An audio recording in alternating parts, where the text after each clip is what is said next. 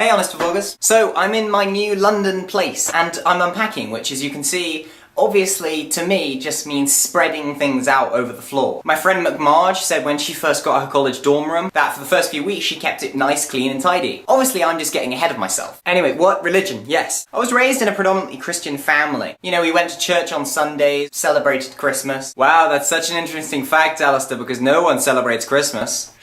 As I grew up, I started going to this Christian school, and being forced to worship completely changed my view on worshipping. It stopped being a choice thing, it stopped being like a spiritual thing between me and my maker, and started just becoming like maths or anything else that I did and I really didn't enjoy doing that school forced me to do. So when I was about 12 or 13, I kind of decided that I was an atheist, and I mentioned this actually in an RE class, and my teacher kind of scoffed at it and was like, "You don't know what you believe, you're just a kid." So being an atheist for me is about not needing a god to be a good person. From what I've seen, people who believe in God aren't necessarily better people for it. And I kind of think about people who spend an hour at church a week.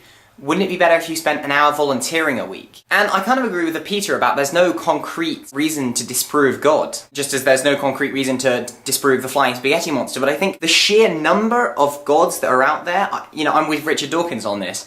Everyone is an atheist, I just take it one god further. I mean, there's no reason to believe that just because you were raised Jewish or Buddhist or Catholic or Protestant or whatever, that your religion is any better than any other religion that's out there. The thing about religion is I think kids believe all sorts of weird stuff. They believe in the tooth fairy, they believe in Santa Claus, they believe in all sorts of things. As an adult, I just can't even think that there could be something after death. I also feel like religious people are always faintly superior to everyone else around them, as if as an atheist, I just haven't made up my mind about things yet. And I thought about this, and I thought about how I would raise my children. And I think that the best way for me to raise my children is in a pseudo-religious family. Like, you get a lot of fuzzy community feelings as a kid from belonging to a church. And there are an awful lot of nice people, and I have a lot of good memories about church youth groups and church kind of campouts and that kind of stuff. And if anyone makes a paedophile joke in the comments, I'm gonna hurt you. Raising your kids to kind of have a church or something there as a community is a good way to raise your kids. However, I think that you need to be, like you, Erica, said, you need to kind of be okay with the fact that there may not be a god